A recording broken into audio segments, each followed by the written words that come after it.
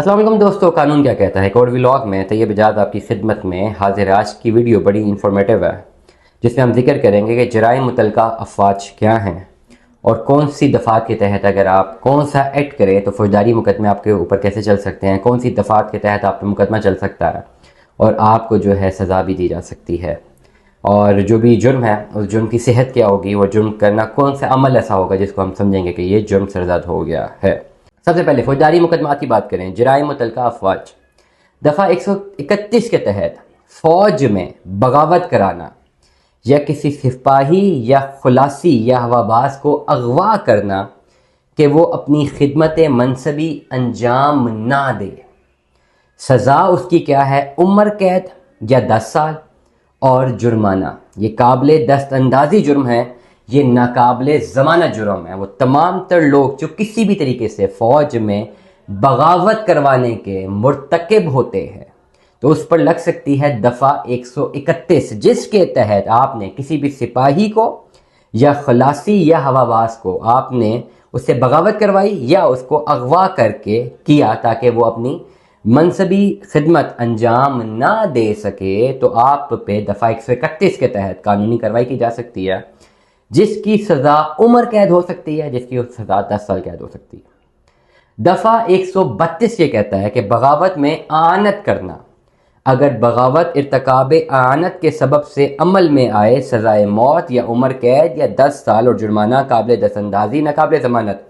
अगर आपने बगावत के अमल में, फ़ौज में बगावत में करवाने के अमल में आनत की, मतलब आप साथी बने, आपने इस जुर्म का इर्तिकाब किया, आपने खुद बगावत नहीं करवाई लेकिन इस अमल में आप हिस्सा बन गए और ये इसके सबब अगर ये हो जाए बगावत, खुदा न खास्ता अगर आपने कोशिश भी की है और ये साबित हो जाए तो आपके ऊपर दफ़ा 132 के तहत कानूनी कार्रवाई की जाएगी, जिसकी सज़ाए मौत है, उम्र कैद है, ये 10 साल कैद और जुर्माना। दफ़ा 133 क्या कहता है? ऐसे हमले में आनत करना जो किसी सिपाही या खलासी या हवाबाज अपने अफसर पर करे जबकि वो अफसर फ़राइज़ सर अंजाम दे रहा हो, 3 साल और जुर्माना काबिल दस्तअंदाज़ी नाकाबिल ज़मानत। एक ऐसा सब ऑर्डिनेट जो कि अपने अफसर पर हमला करे या अपने अफसर को ड्यूटी करने से रोके, तो ऐसे अमल के बाद सज़ा ये होगी कि 3 साल कैद या जुर्माना। ये काबिल दस्तअंदाज़ी जुर्म है, नाकाबिल ज़मानत। दफ़ा 134 क्या कहता है कि अगर हमला मज़कूर वाक़या हो, सज़ा 7 साल और जुर्माना काबिल दस्तअंदाज़ी नाकाबिल ज़मानत। अदालत सेशन इसका जो है उसका फ़ैसला करेगी।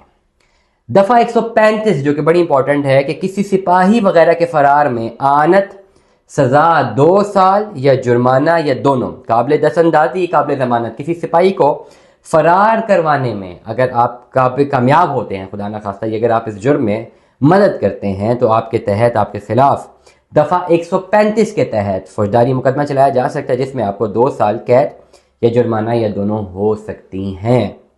फ़ौज में किसी भी सूरत में अगर आप बगावत करने के अमल में पाए जाते हैं या बगावत करवाने के अमल में पाए जाते हैं या मददगार साबित होते हैं या बगावत में उकसाने के मुर्तकिब हो जाते हैं तो आइन के आर्टिकल या फौजदारी मुकदमात के मुताबिक दफ़ा 131, दफ़ा 132, दफ़ा 133, दफ़ा 134, दफ़ा 135, दफ़ा 136, 137, 138 और 140 के तहत आपके खिलाफ कार्रवाई हो सकती है। और सबसे आखिरी दफ़ा जो कि बड़ी इंपॉर्टेंट है, क्योंकि अक्सर लोग यहाँ पे गलतियाँ करते हैं कि सिपाहियों की वर्दी पहन लेते हैं, वो खुद सिपाही नहीं होते, चाहे अफसर हो या जवान हो। सिपाही की वर्दी पहनना, सज़ा 3 माह या जुर्माना 1500 रुपये या दोनों। अगर आप किसी सिपाही की वर्दी पहनते हैं तो आपको दफ़ा 140 के तहत आपके खिलाफ कानूनी कार्रवाई होगी, जिसमें आपको 3 माह सज़ा या जुर्माना या 1500 रुपया ये दोनों हो सकती है। ये काबिल दस्तअंदाज़ी है और ये काबिल ज़मानत जुर्म है। दुआ में याद रखिएगा, अपना बहुत सारा ख्याल रखिएगा। Stay tuned with us. Allah हाफ़िज़।